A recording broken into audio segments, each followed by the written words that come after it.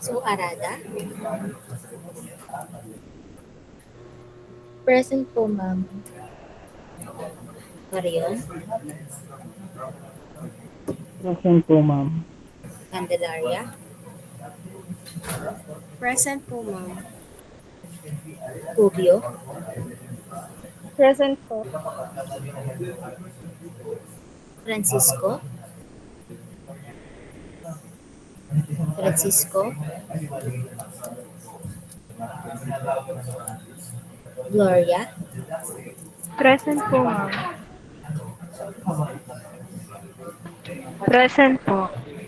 Please open your camera. Please open your camera.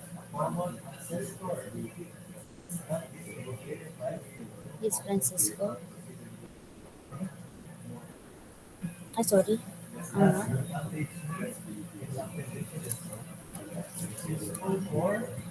Miss Francisco, please open your camera. Hello? Wala? Next, Gloria. Gloria. Gonzales. Present po, ma'am. Next, Lumanglas. Present po, ma'am. Ma'am, present po. Sorry po. Wait lang po ang audio. Next, Lumbres. Lumbres. Makabua. Present po, ma'am. Please open your camera po.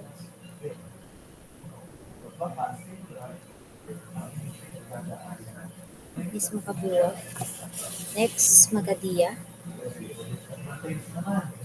Present po, ma'am. Next, Nedel. Present po, ma'am. Next, Mendoza.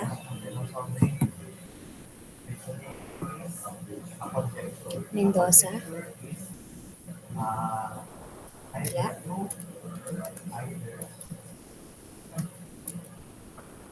Mendoza Maria. Present po. Next, Perez. Present po, ma'am. Resena. Present po, ma'am. Sanchez. Sanchez. Sim.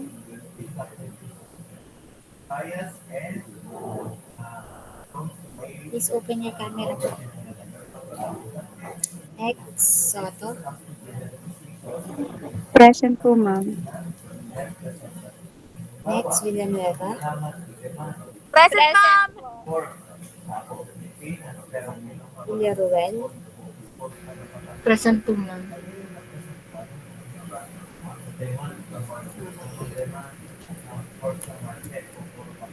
So, saan tayo natapos?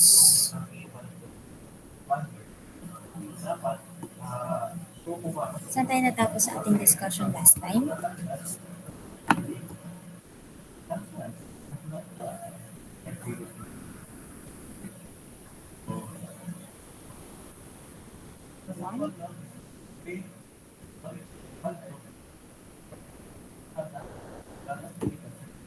Law of thermodynamics.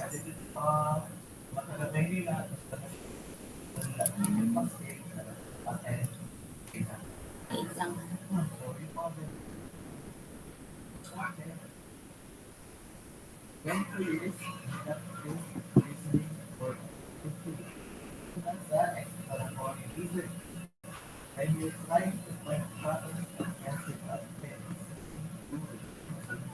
Umabot na po tayo sa third law class.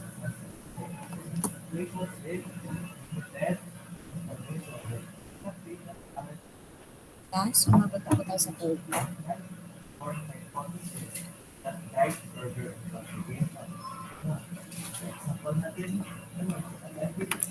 Everyone?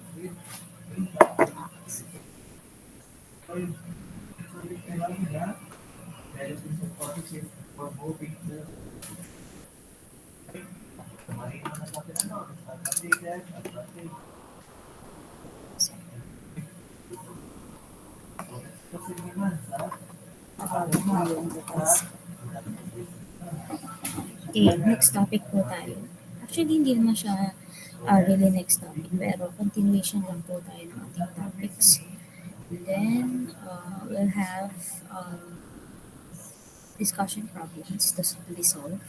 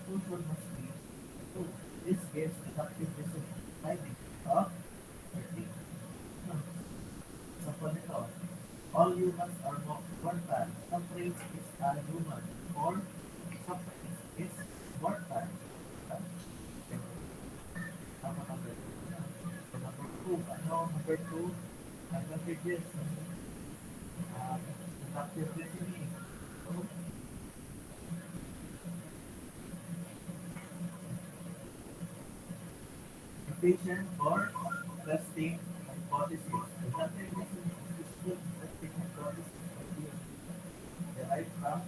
Okay, so can you see my screen?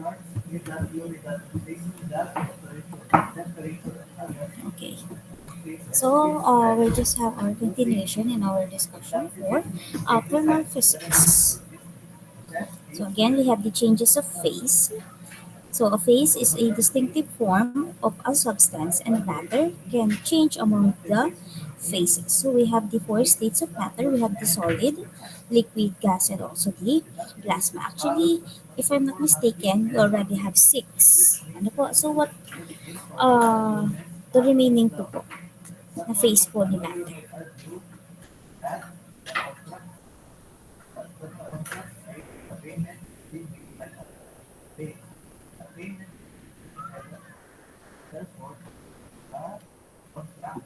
Last.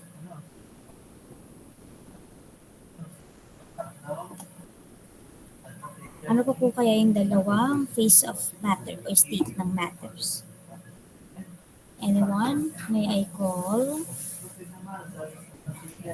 Baryon? Ano pa kaya yung dalawa pa? Einstein. Bose-Einstein condensate po, tsaka changing state. Ano po yung isa? Changing state po. Okay. So, yun po yung dalawa pa po nating state of matter. Opo. So, pero ang magiging focus lang po natin ngayon is the solid, liquid, and also gas. Kahit naman po sa mga susunod pa po nating mga topics po natin. So, we have the 6 distinct changes. And then, we also have the phase change. Example, from gas to solid, we have deposition. And then solid to gas, we have the sublimation. And then, I know na familiar naman po yung iba about dito po sa ating other phase changes. Mapapansin po ninyo, ano kay condensation. So, from the molecules of the gas, nag-grab na po siya hanggang sa maging liquid. Energy is required to melt a solid and vaporize a liquid. So it is released as thermal energy during freezing and condensation. The energy involved in the phase change depends on two major factors. We have the number of bonds and also the strength of bond pairs. Sabihin natin, meron tayong water. Okay? Sabihin natin, meron tayong water. And then yung water natin, meron po yang, ito yung mga molecules ng water. Yung molecules natin, meron po yung attraction sa isa't isa. Okay? Dahil meron po silang attraction, so yun po yung binibreak po ng ating energy. Ano po?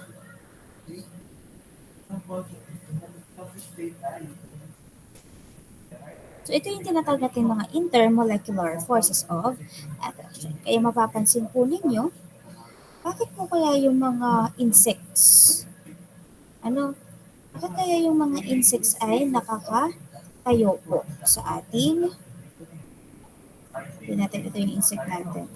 Bakit siya nakakatayo po sa ating water? Kasi po, nagkakaroon po tayo ng thin sheet, kung saan itong thin sheet na ito,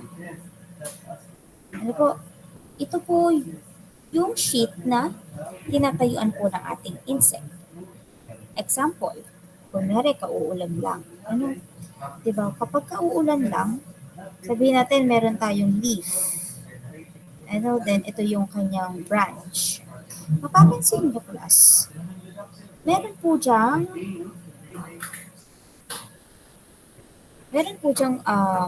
droplet of water. Tapos, bakit ganun hindi siya bumabagsak? Ano ba nangyari? Ano po ba kasi ang nangyari? Sabihin natin, meron nga po tayong mga molecules dito. Siyempre po, ang mga molecules natin, magkakaroon yan ng attraction with its neighboring particles or molecules. Sabihin natin, meron siya dito. And then, meron sa loob ng mga molecules pa. So, ang tendency po ng ating mga molecules is to have an attraction with its neighboring. So, kahit dito po sa paloob. Ano mapapansin nyo? Dito lang po sa palabas.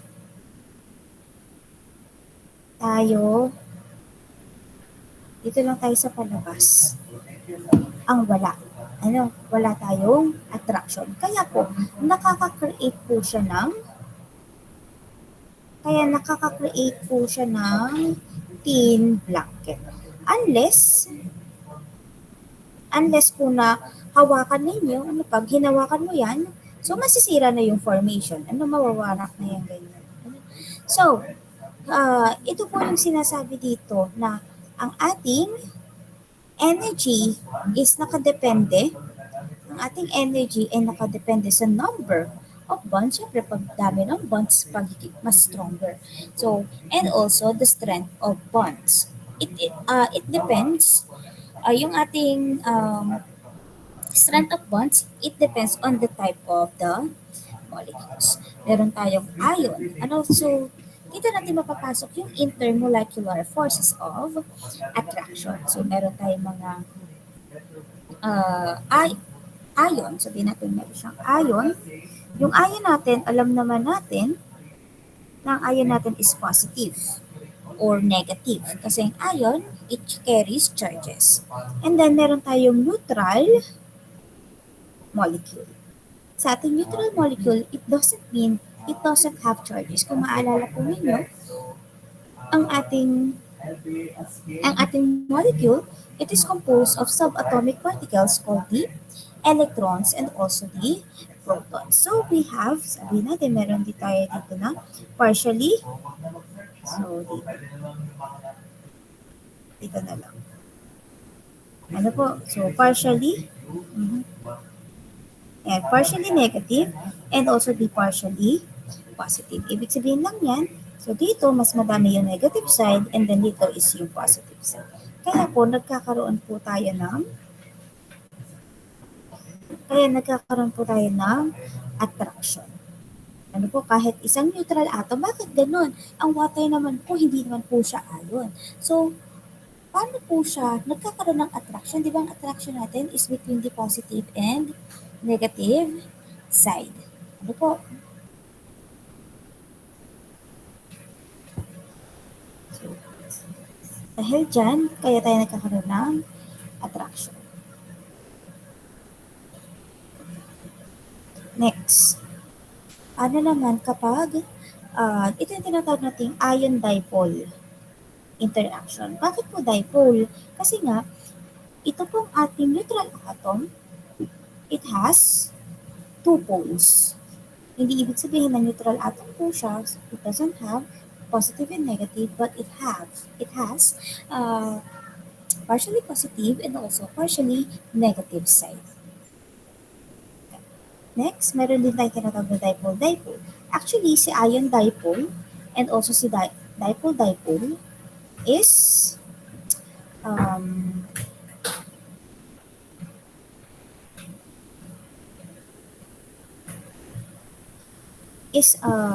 strong intermolecular forces of attraction. Ano po?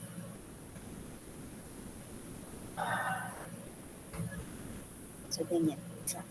Kahit na this will be partially negative and then this will be partially positive din. Partially negative, partially positive. Kaya po, yung ating mga molecules, nagkakaroon pa rin po siya ng attraction sa isa't isa. Kahit po sila kahit sila po ay neutral atom. Or neutral molecule. So, naintindihan po ba, class? Paki-thumbs up po naintindihan.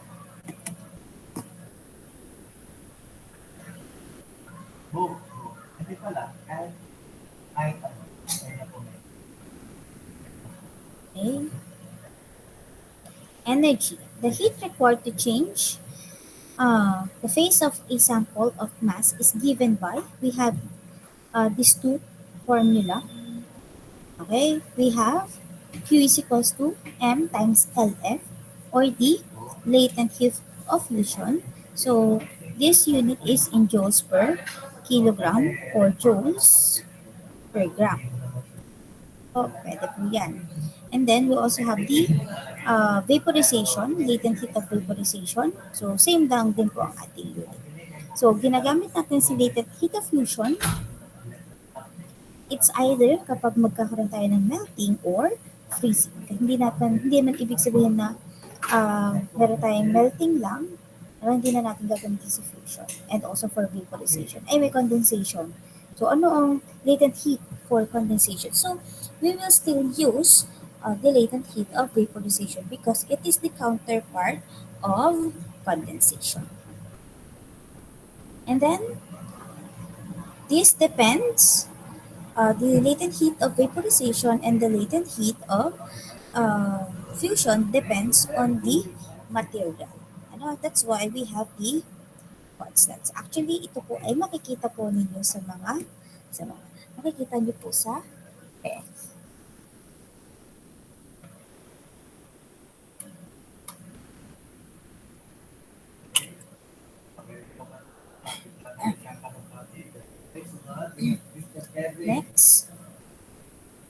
Next, we have the latent heat, energy absorbed or released by a substance during a change in its physical state that occurs without changing its temperature.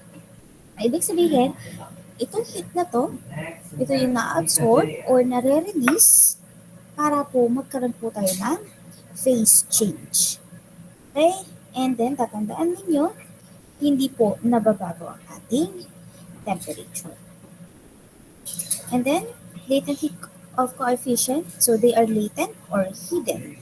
Because in phase change, energy enters or leaves a system without causing a temperature change. So, hindi siya ganun kahalata. Kapag nagkakaroon po tayo ng, kasi syempre, pag tayo nagkaroon ng increase in temperature, maya-maya magkakaroon na tayo ng change in phase. So, hindi na natin napapansin kung ano nga ba yung heat na nare-release or na-absorb. So, latent heat of fusion and vaporization are collectively called the latent heat coefficients. Okay, so ito yung ating latent heat coefficients. Next, we have the thermal energy. Ano ba sabi natin thermal energy?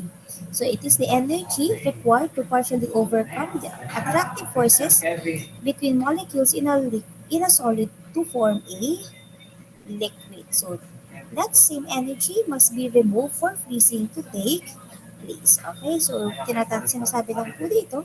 So, yung energy natin, ito po yung needed para po magkaroon po tayo ng breakage or ma-form po or maging coagulated po ulit yung ating mga molecules. So, molecules are separated by larger distance when going to liquid to vapor. Bakit? Kasi, according po sa ating molecular view ng ating vapor.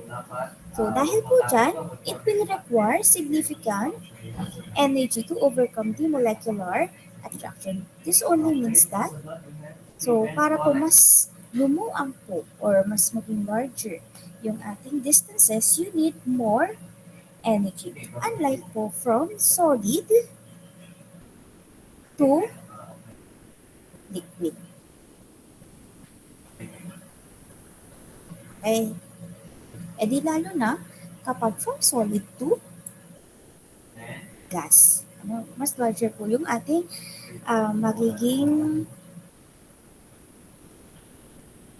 mas larger po ang ating magiging energy required.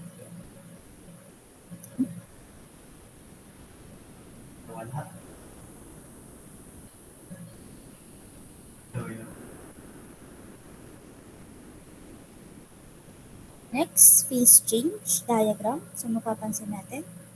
If we need to increase temperature, we need a specific amount of heat.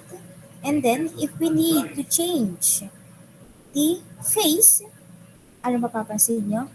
Stagnant na po siya. It means it doesn't have a change in temperature. So, same, if we need to boil, if we need to boil a water, so first, we must add heat to raise the temperature up to 100 degrees Celsius. And then, it will require heat again to convert the water to steam. Okay po? And then, steam to pataas. Po, kapag yung steam natin, kailangan natin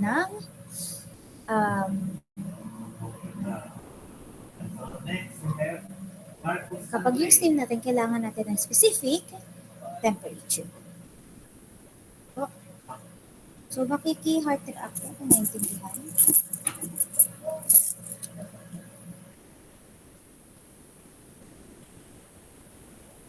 Next, we have the heats of fusion and vaporization.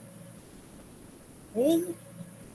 So, sabi ko kanina, the heats of fusion and vaporization, it depends on the element or the material.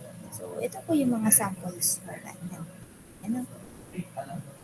And also, there are specific materials that the latent heat of vaporization and also fusion depends on the temperature also. So, let's have our sample problem. The specific heat for water is 4,186 joules per kilogram degree Celsius. The specific heat for ice is 2,100 joules per kilogram degree Celsius, and then the specific heat for steam is 2,010 joules per kilogram degree Celsius. So, our question, so how much heat is required to raise a 1 kilogram block of ice from negative 40 degrees to 120 degrees?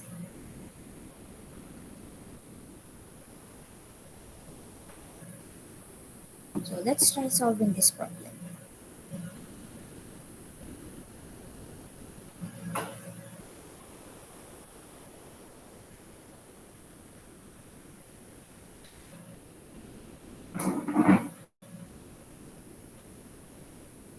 Okay. The specific heat for water is 4186 joules per kilogram degrees Celsius.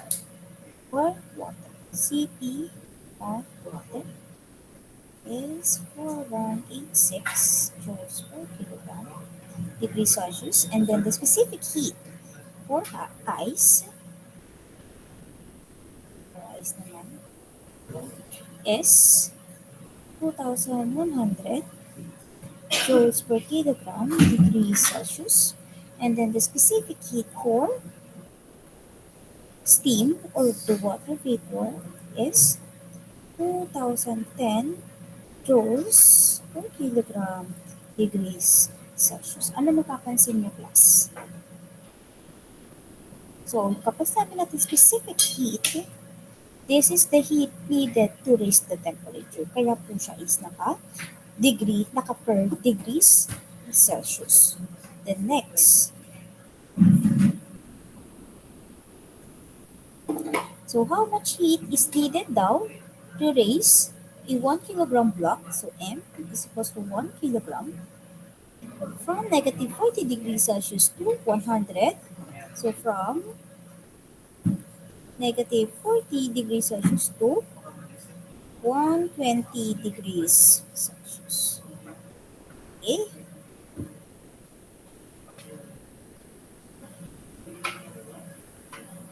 So, ano pong gagawin natin?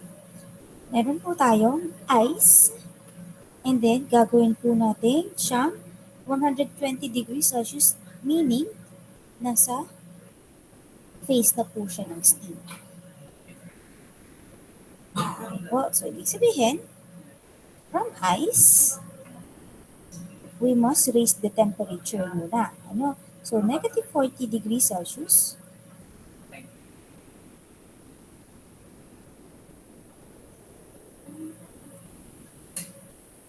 Negative 40 degrees Celsius.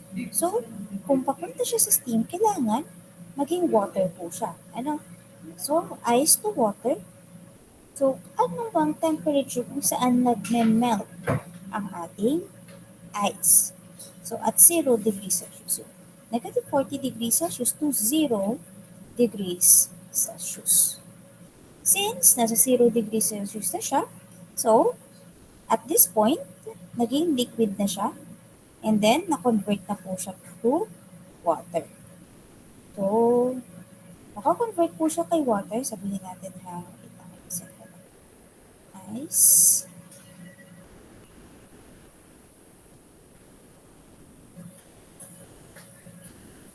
Increase ng ating temperature.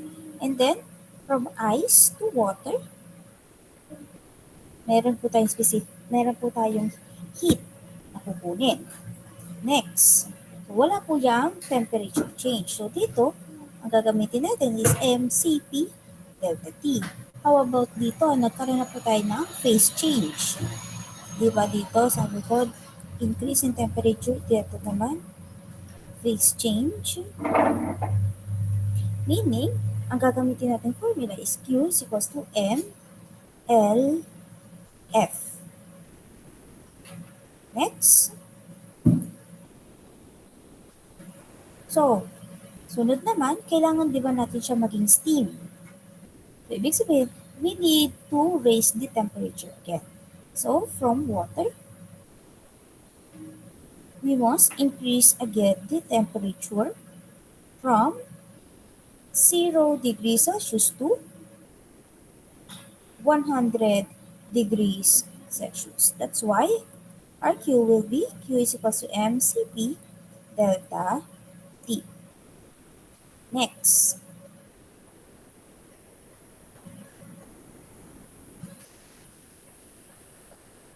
Next naman natin, if we need to, since nasa 100 degrees Celsius na po siya, so our water will be converted to steam, meaning we will undergo phase change.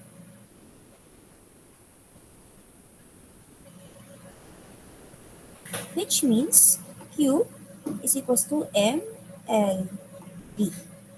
Okay? Next, sabi, we need to raise it up to 120 degrees Celsius. Meaning, sa steam po natin, from 100 degrees Celsius, gagawin natin siyang 120 degrees Celsius. So, Q is equals to mCp delta T. Okay, so ilang heat po ang kukunin natin? 1, 2, 3, 4, and then 5.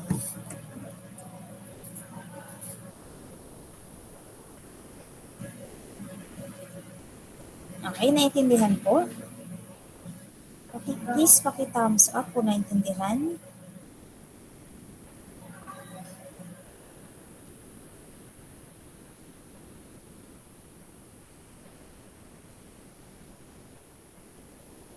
Okay, sige. After nyan, kunin na po natin yung ating heat. Ano, sabihin natin Q1, Q2, Q3, Q4, and then Q5. Ano mapapansin nyo? Lahat sila is may mass. It only means that even though we change our phase, we increase our temperature, our mass will still be the same.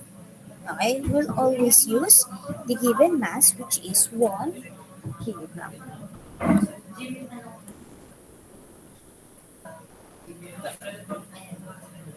So let's try solving this one.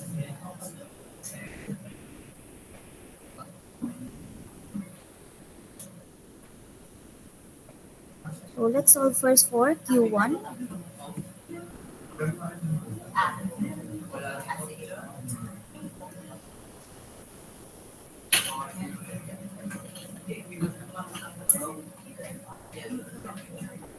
So Q1, this is equals to M Cp delta T. So what is our mass? So our mass is 1 kilogram. And then our Cp for, saan ba yung Q1 natin? Galing pa po kay ice. Tama po. So, galing kay ice, what is our Cp for ice, which is 2,100 joules per kilogram degrees Celsius. Next, the change in temperature. So, saan po siya nanggaling? So, from negative 40 degrees to 0 degrees Celsius. And delta T, final temperature minus initial temperature. Final temperature natin is 0 degrees Celsius to initial temperature of negative 40 degrees Celsius. Okay, class? Um, makiki-compute po.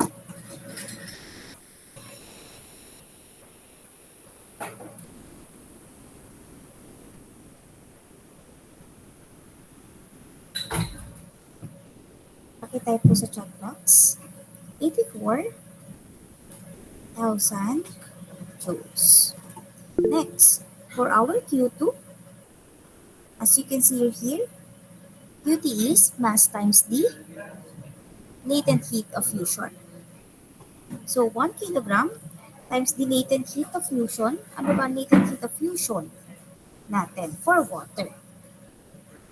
Anyone? Kung sino nakakatanda?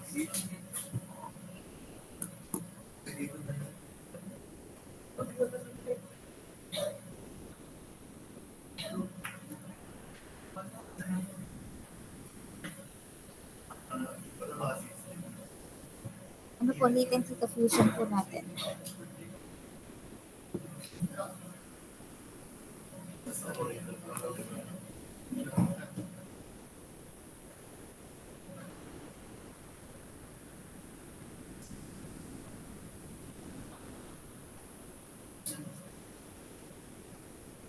Anyone? Dapat po class sa ulado niyo rin to ha. Kasi hindi po ako magbibigay ng Hindi po ako magbibigay ng constants. Okay?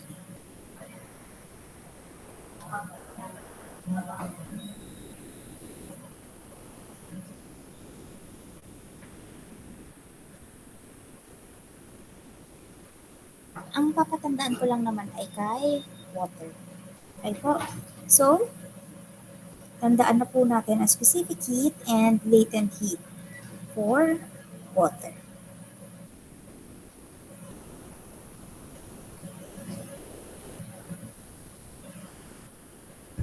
Okay, sige. So, sabi dito, ang latent heat of fusion po natin is 3.24 times 10 raised to 5. So, 3.34 times 10 raised to 5.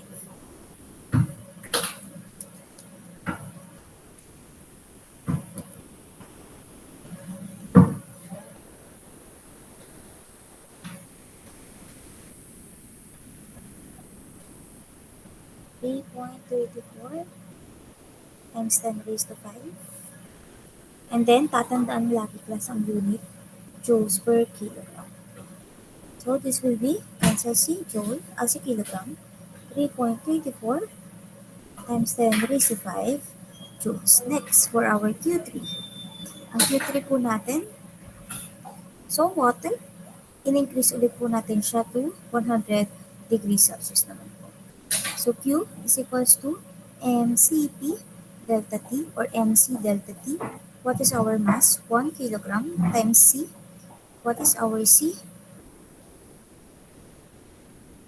Our C is, for water na po tayo, 4186 joules per kilogram degrees Celsius times delta T, 100 degrees Celsius minus 0 degrees Celsius. Mag-message na ka sa messenger ko. Like, para tumaas, hindi ko makita. Ano pong answer po natin?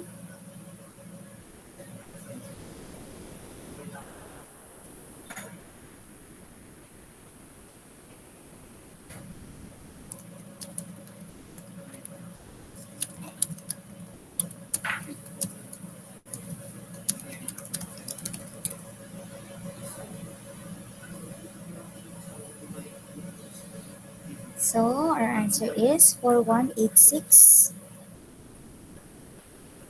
100. Multiply lang siya with 100. Next, for Q4, so M, LV.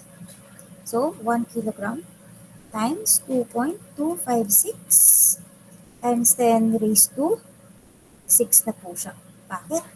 Mas madami po kasi yung heat na kailangan po natin to change the phase from liquid to gas, unlike from solid to liquid. So, joules per kilogram. Our answer would be 2.256 times 10 raised to 6. Cancel C, kilogram, joules. Q4, Q5. Lastly, so, di ba nakarating na tayo 100 degrees Celsius? Next, kailangan po natin maging 120 degrees Celsius. So, we must increase the temperature. So, our formula will be mCp delta T. M natin is 1 kilogram times Cp, which is, what is our Cp for? Water vapor or steam, 2010 joules per kilogram degree Celsius times the degree Celsius or the temperature change, 120 degrees Celsius minus 100 degrees Celsius. Okay, what is our answer, class?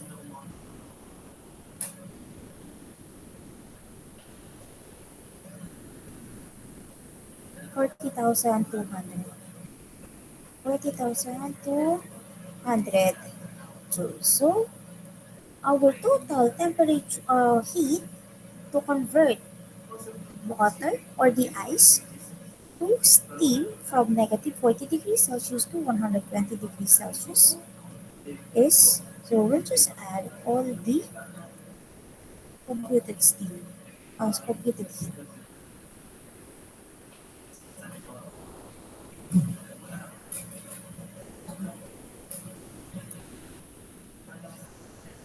84,000 plus 418,600 plus 2.4256 times 10 raised to 6 joules plus may kulang pa ako. Meron pa. 3.34 times 10 raised to 5 joules plus 40,200 joules. Okay, what is our total heat?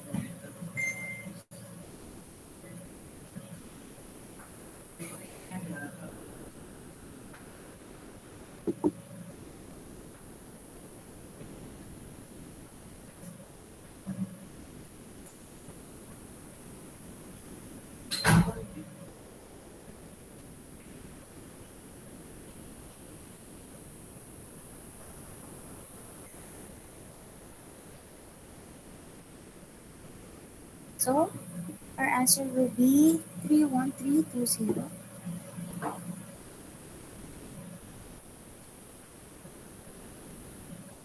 3132800. 3132800. So, I hope lahat po kayo ay na nagamit ng calculator, hindi lang yung iilan. Ano po, yung iba, sa kanila aaralin. So, why not ngayon pala, mag-aral naman. Ano po? So, another formula, pwede naman din po. Kasi, ito total lang din naman po natin ang ating heat.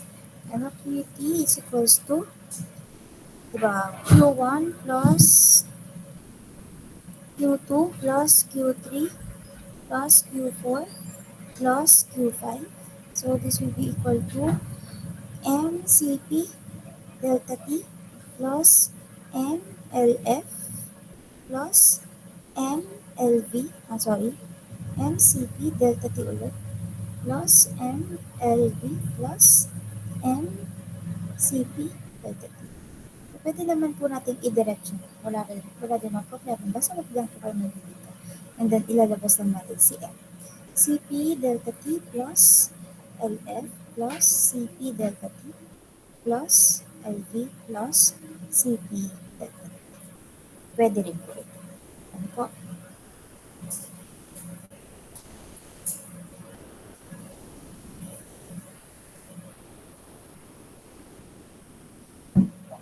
Okay, naintindihan po. Pakitams up po kung naintindihan.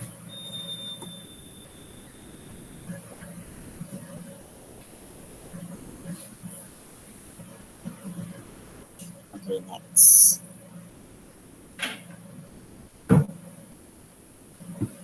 So, next natin, 3 ice cubes are used to chill a soda at 20 degrees Celsius with mass of 0.25 kilogram. The ice is at 0 degrees Celsius and each ice cube has a mass of 6 grams. Assume that the soda is kept in a foam container so that heat loss can be ignored. Assume the soda has the same heat capacity as water. Find the final temperature when all ice has melted. So, ano kaya gagawin natin dito? Isa-isahin natin.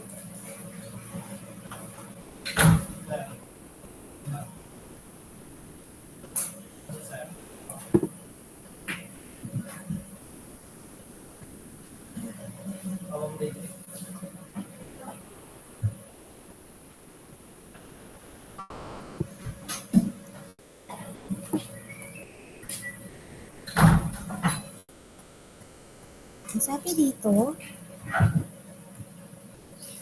meron daw tayong soda.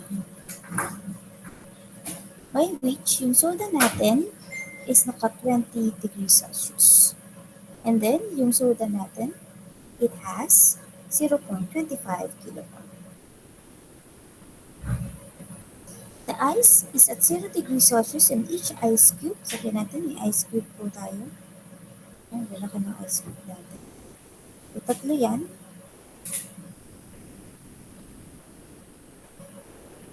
And Ano po? So, it has a mass of 6 grams.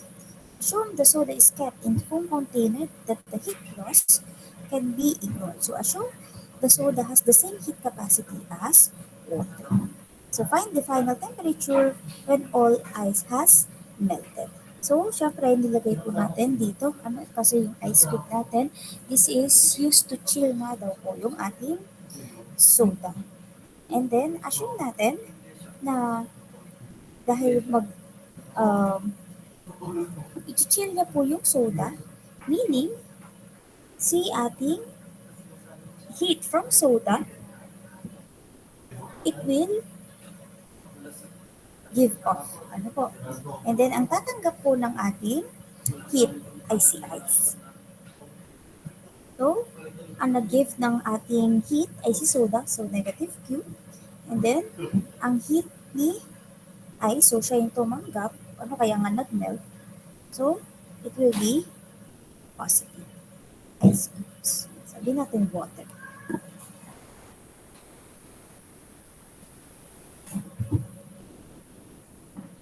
Next. Let us answer this one after natin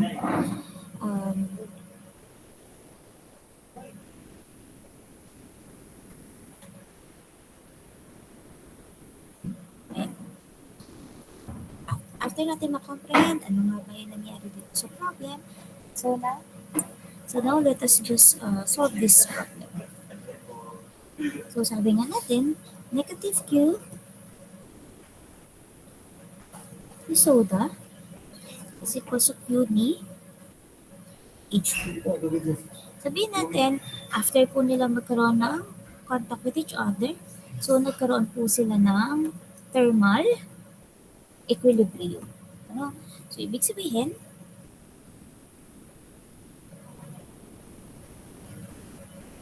nagkaroon po sila ng final temperature both for the liquid, both for the ice, and also for the soda. So, ang hinahanap natin is the final temperature.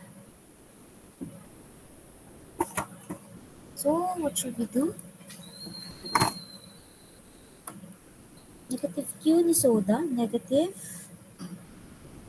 Q. Ano ba ang gagamitin natin Q for soda? Since, ang mangyayari kay soda is lalamig daw po siya. Ano po?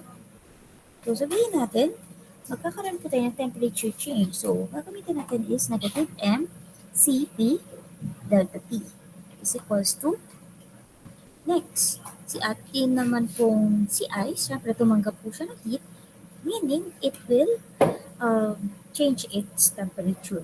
So, M Cp delta T plus, ano sabi po? When all ice has melted. Meaning, we will have a phase change. So, for phase change, M, then L has melted, LF. Okay. So, what is the mass for soda? Our mass for soda is 0.25 kilogram. And then, our specific heat, or let's see, ating heat capacity, anong sabi? We'll just assume the soda has the same heat capacity as water. What is our heat capacity for water? So, it is 4186. Tama po? 4186 joules per kilogram degrees Celsius times the change in temperature ni soda. So, ano po hinahanap natin? The final temperature. EF minus, what is our initial temperature for soda? Which this is 20 degrees Celsius. Equals, dito ko na lang isulat sa baba, mass of water or mass of the ice cube. It is 0.25 kilogram. But it states there that he uses 3 ice cubes. Meaning, we will multiply this 3. Then Cp for 186 joules per kilogram degree Celsius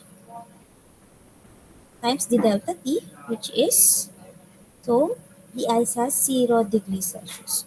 Tf minus 0 degrees Celsius plus our mass of the ice. Again, it is 3 times 0.25 kilograms. Okay, I'll just write here 3 times 0.25 kilograms.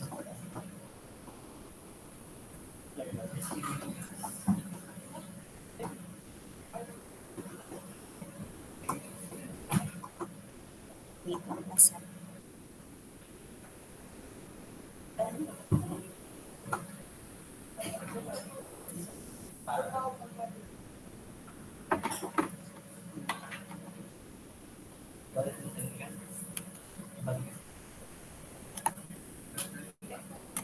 Plus 3 times 0.25 kilograms times dCp, sorry, nasa na ba tayo? LF na tayo. So, what is our latent heat of fusion? It is 3.34 times 10 raised to 5 joules per kilogram. So, kindly solve for the final temperature class.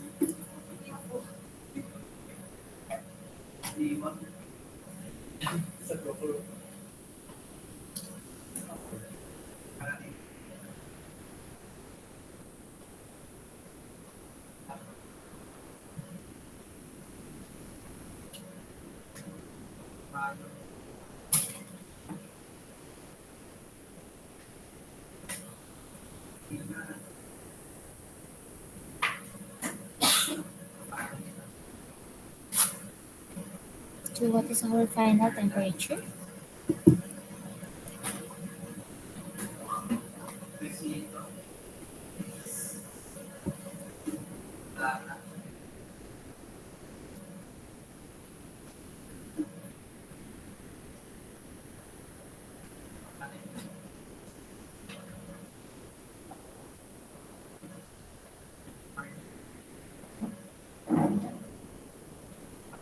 Okay.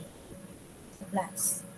As you can see here, ang nagamit ko po ay 0.25 kilograms for water. Ano po? Supposedly, it must be 6 grams. So, 6 grams. So, this must be in kilograms. So, 6 times 10 raised to negative 3 kilogram. And then, also this one, 6 times 10 raised to negative 3. So, try to recompute class.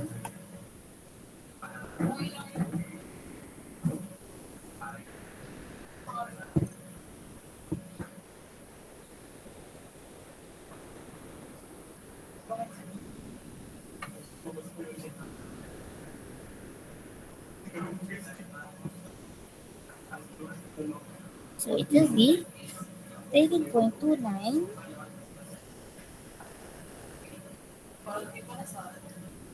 2977 degrees Celsius. Okay, so this will be our answer.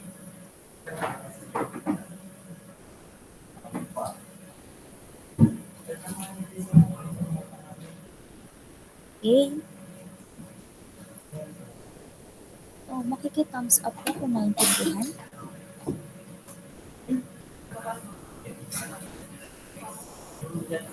Okay, sige.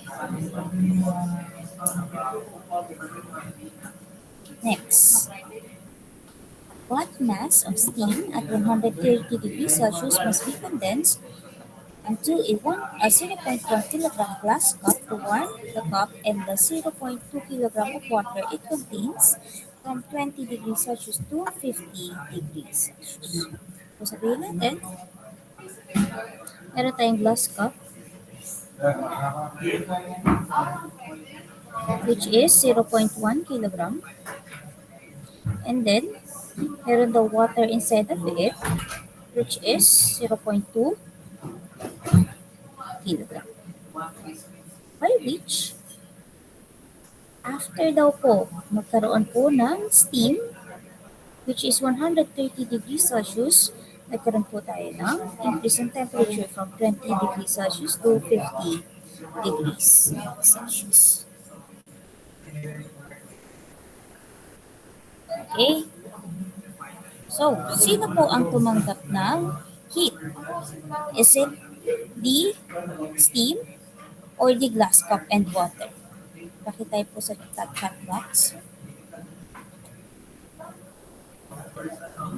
Sino po ang nag-accept ng heat? According to the problem.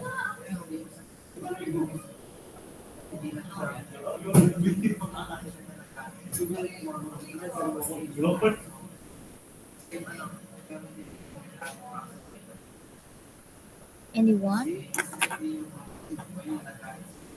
Sino po ang tumanggap ng heat?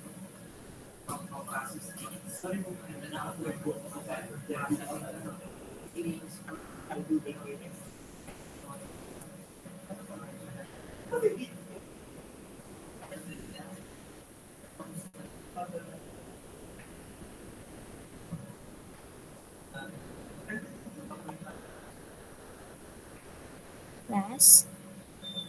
Sino po ang nag-accept ng heat? Si steam ba or si water and glass cup? Okay, si glass cup and also si water. Ano kasi nasa sa loob po siya ng glass cup. Okay, so ang nag-accept ng heat is si water, Q ni water, plus Q ni glass cup. Sorry. Next. Sino po ang nag-release ng heat? Si steam. That's why it will be negative Q ni steam. So this will be our equation.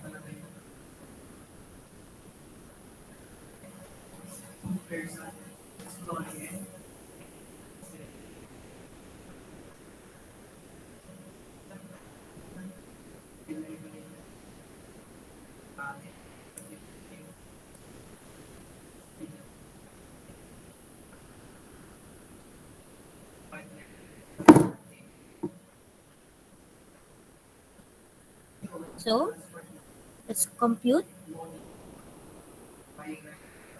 Wait lang pala. So, paki-take note po ng ating specific heats. So, okay, glass is 837. Okay? Since, ano sabi dito? The steam must be condensed. Meaning, so magkakaroon po tayo ng phase change. Okay? So, our formula will be negative Q ni steam.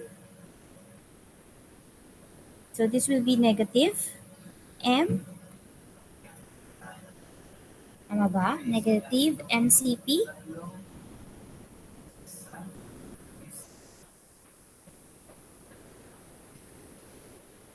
MCP delta T ni steam. Ano po? Wait lang, ayusin na natin. Yan. CP delta T plus nagkaroon po tayo ng condensation. And then, magiging M L V. Tama po. So, mass pa rin po ito ni steam. Plus, di ba na-condense na po siya? Kaya check niyo lagi class ko ano po yung nangyari sa problem. Dahil nag-condense na po siya, ano mangyayari po sa kanya? Magiging water na rin po. So, let's just, syempre, assume na po natin na ang mass natin kay steam na totally na-convert po kay water is the same as the mass of the steam. So, mass of the water is equal to the mass of the steam. Okay, kaya, ang gagamitin lang natin, steam pa rin po siya, pero yung mass ng steam natin, nagkaroon lang po tayo ng phase change. Naintindihan po? It is still from the steam, from the mass of the steam. But because it undergoes phase change, that's why I'll just write here the mass of water. Okay? So kindly thumbs up kung naintindihan.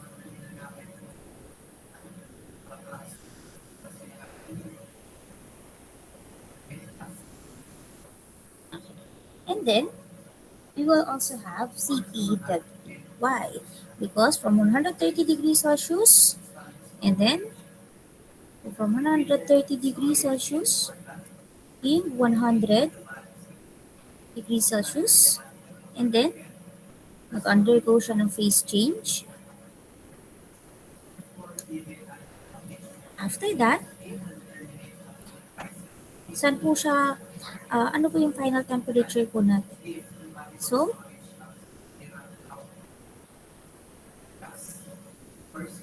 naging from 100 degrees Celsius, naging 50 degrees Celsius po siya. Okay? Equals dq or the temperature or the heat from water plus Q of cup. Since wala naman po tayo naging phase change kay water, so this is equals to M of water. Okay? So ano po yung water na tinutukoy na po dyan? Ito po 0.2 kilogram. Cp delta T plus M ni glass. Okay? Or ni cup.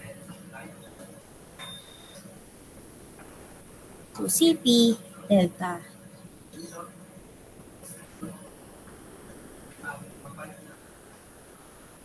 Okay? So ano mapapansin po ninyo?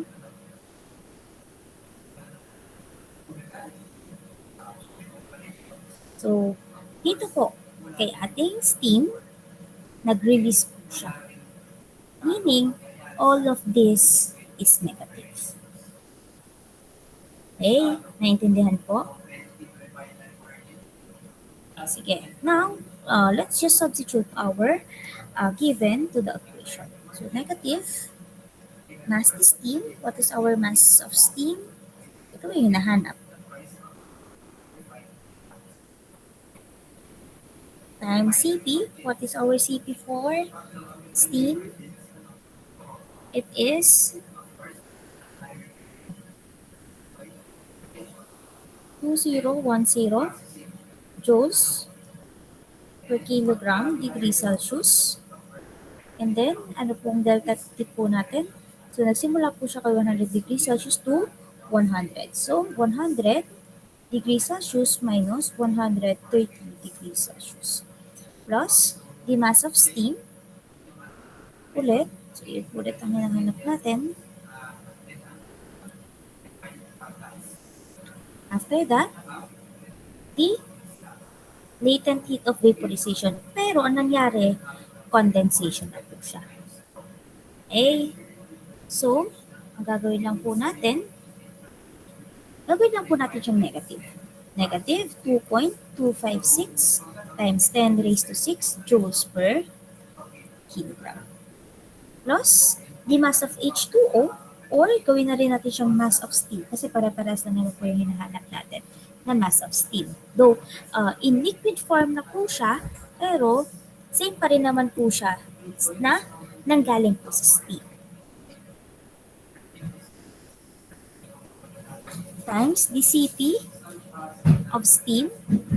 What is our Cp of steam? Pero sabi ko nga, water po siya. So, 4186 joules per kilogram degree Celsius. Multiply lang natin with the temperature change. So, from 100 degrees Celsius to 50 degrees Celsius. So, 50 degrees Celsius minus 100 degrees Celsius. Okay? Naintindihan po? Naintindihan class? Okay, thumbs up nga po kung naintindihan.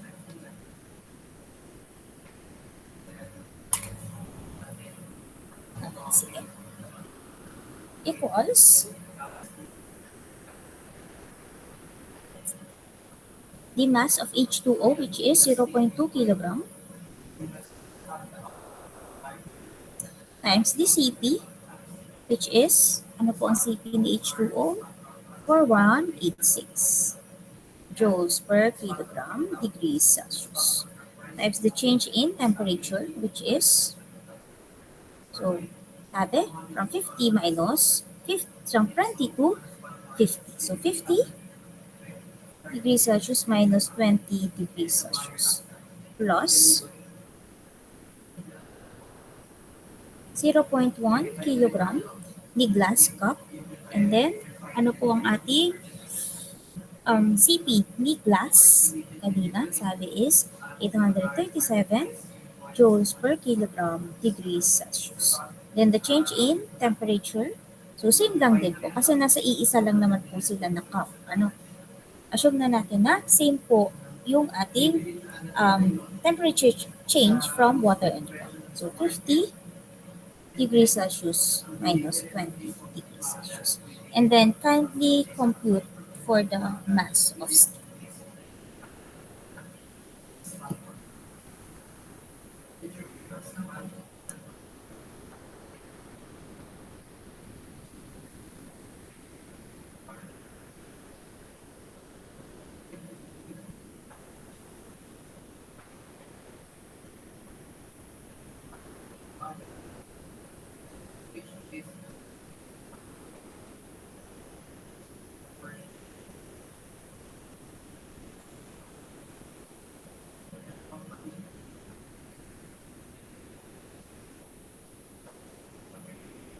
So, ang nakuha nila is 0.109. How about the others?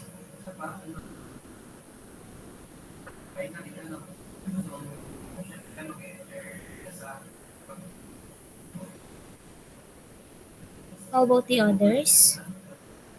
0.139. So, saan kayo nagkaiba-iba?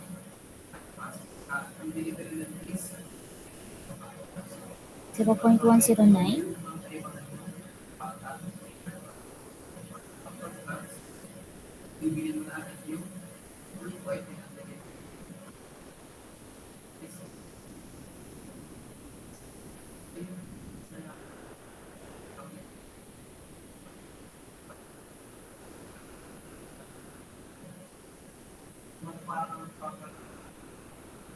Okay, so ang madaming sagot is yung 0.0109.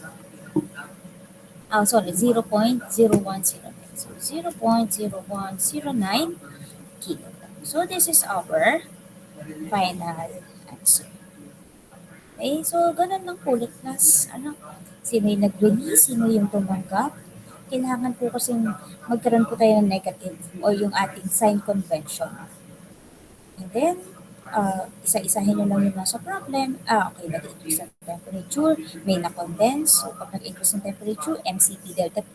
Kapag may nagkaroon ng phase change, ay MLF or MLV. Okay? So, ganun lang po siya. Next. Okay? On your notebook or on your paper, so, pakisagutan nga po nito and then pakitype sa chat box. Madali lang to. How many joules are required to boil 150 grams of water?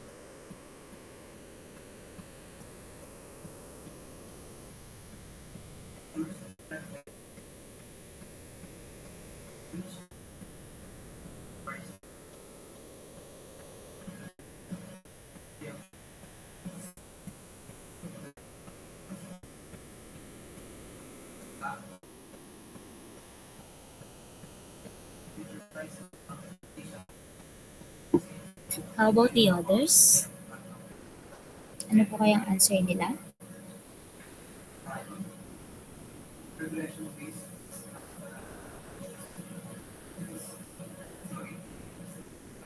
So, how many joules are required to boil 150 grams of water?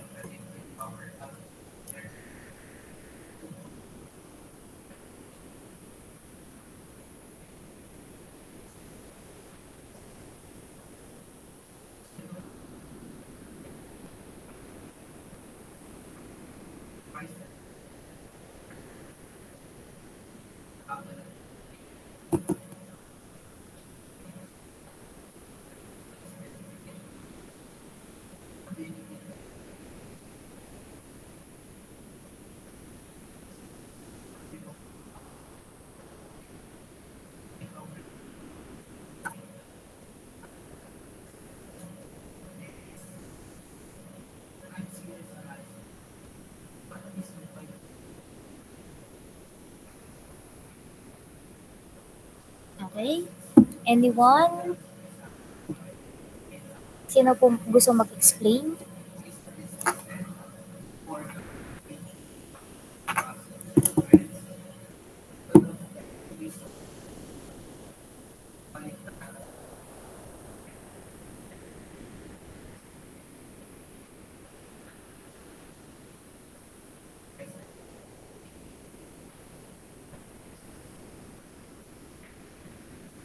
So, paano nyo nakuha? Sige nga, Jesusa.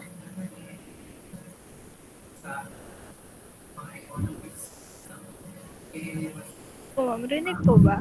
Yes po. Um,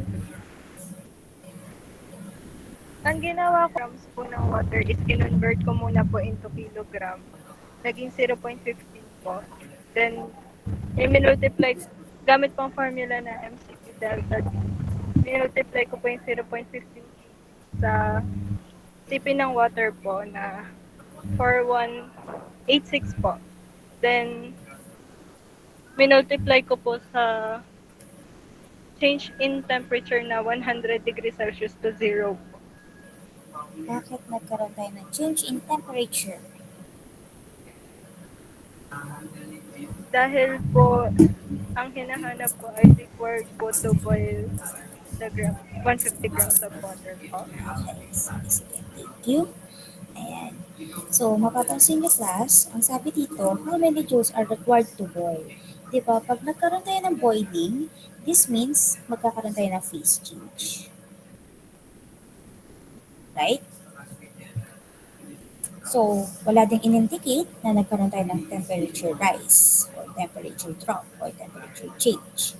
Meaning, ang ating solution for this one is Q is equals to M L V lang po. Okay? Kasi po, phase change lang po ang meron po tayo. Naintindihan po ba, class? So, our answer will be 0.15 kilogram times 2.256 times 10 raised to 6. Kasi kapag ginamit natin yung Q is equals to MCP delta T, yes, we understand naman na kapag po nagkaroon ng boiling, tumataas naman talaga yung temperature. But in this case, ang hinahanap lang natin is yung heat to change the phase. Ano? Kung saan, kailangan lang natin mag-boil ng 150. Pero kung sinabi dito na how many joules are required to boil 150 grams of water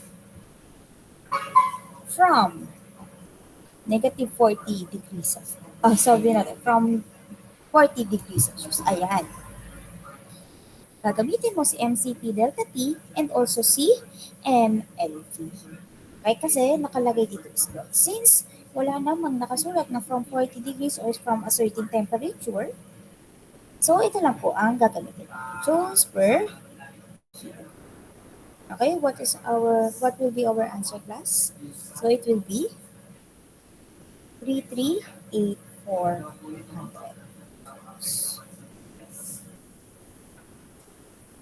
Okay. So ito po yung final answer. Okay, class, may questions po ba tayo?